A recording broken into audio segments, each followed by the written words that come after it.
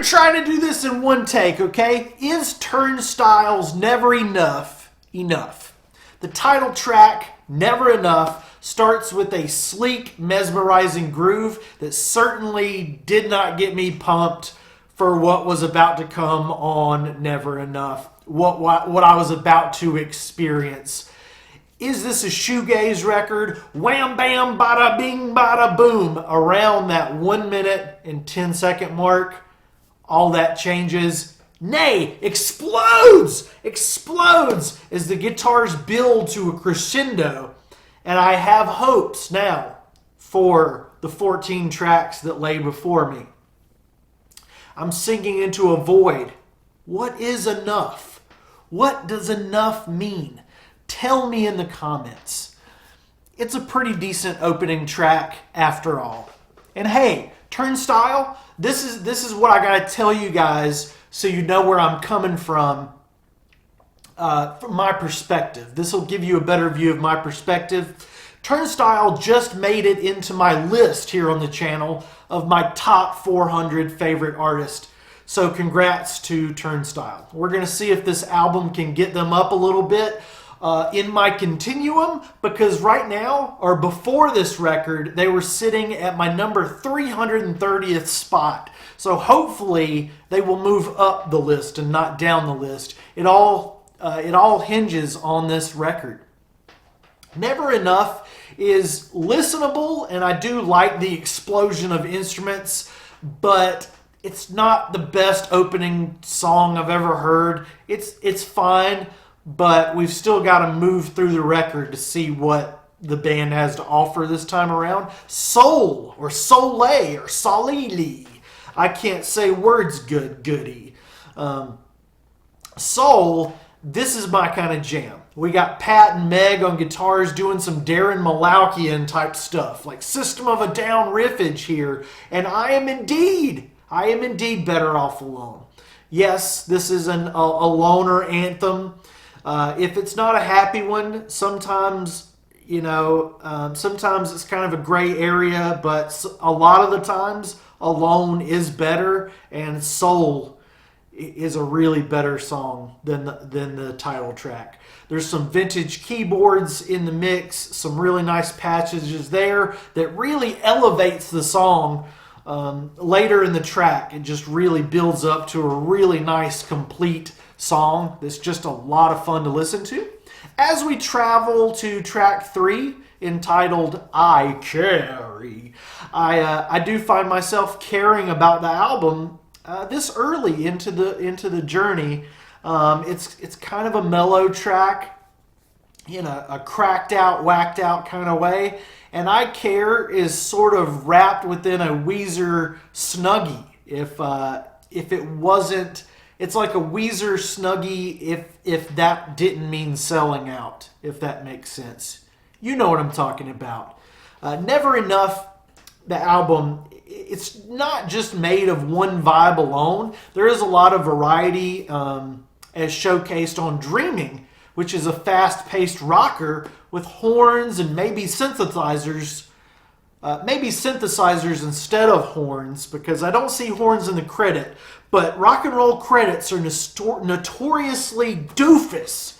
So don't quote me on that. Don't quote the band on that. It may come out later that it was Elton John and me playing horns, and we didn't put that in the credits because I don't need that kind of attention.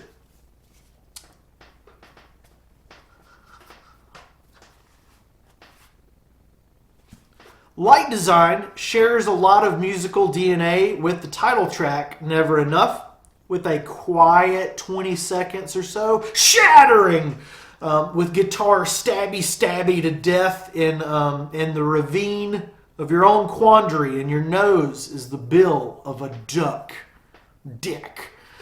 I like this song quite a bit. Light Design, it's a really good song. Very, very strong. It feels like a continuation of Soul, but a more dire interpretation of that Better Off Alone line, kind of giving way to the natural feelings of abandonment and pain, even if you are better off. The design of the sunbeams shows us the ugly parts as they sunburn and they do not feel good. And that is what I have stupidly gathered in my heart from the lyrics thus far of this album. Never Enough gives Turnstile essentially two personality paths.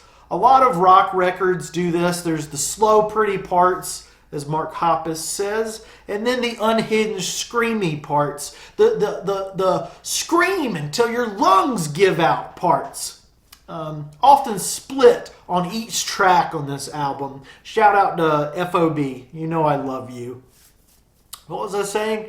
Yes, the start quiet and then freak you out loud kind of songs.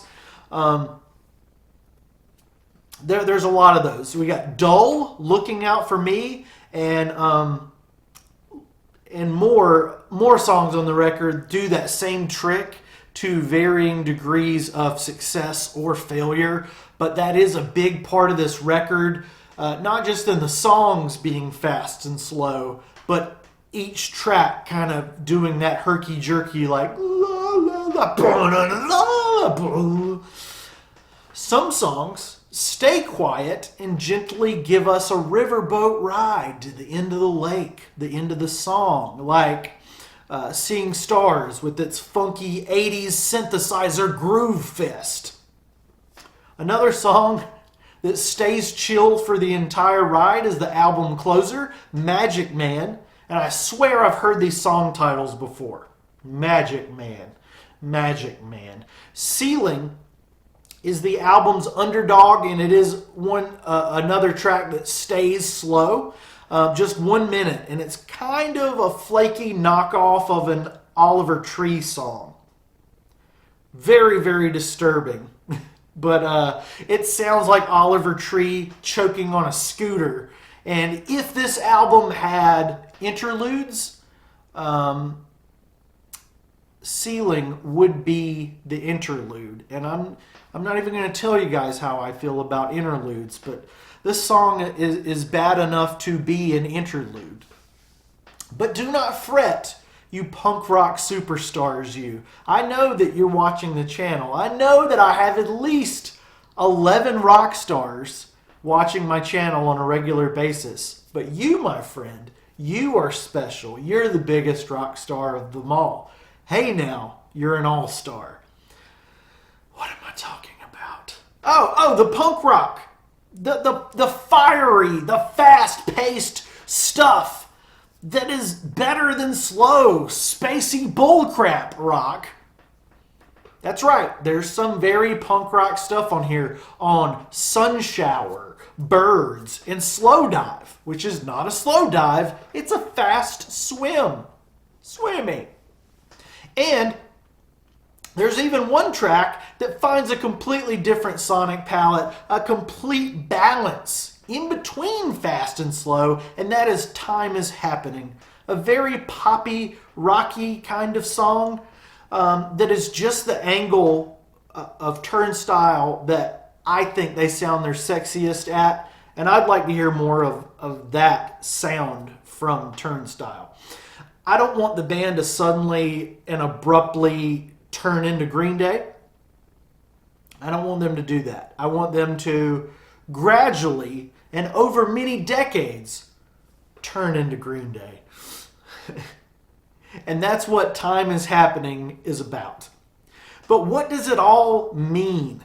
I was originally in love with 2 out of the 53 Turnstile songs available to us that we had so far. And now with this record in my brain, adding Never Enough to my equation, now I like 6 out of 67 Turnstile songs. And when they were at 330, they were in between, oddly enough, Joe Diffie and Filter. I'm sorry about that, Turnstile. I feel like you deserve better. But 90s country is different than other country. Okay, it had a quality. Joe Diffie, man. But, Turnstile, you are indeed rising among my ranks all the way up to from 330 to 236. Wow, that is a big jump. Almost 100 spots. Now you are amongst better company, tied with Andrew WK and just narrowly beating Toad the Wet Sprocket. Wow, I'm a weird person. Never Enough is a 2.8 out of 5. 2.8 out of 5. Don't pull out your calculators, please. Okay? Do not do the math. I've done the math for you. All right? Just don't.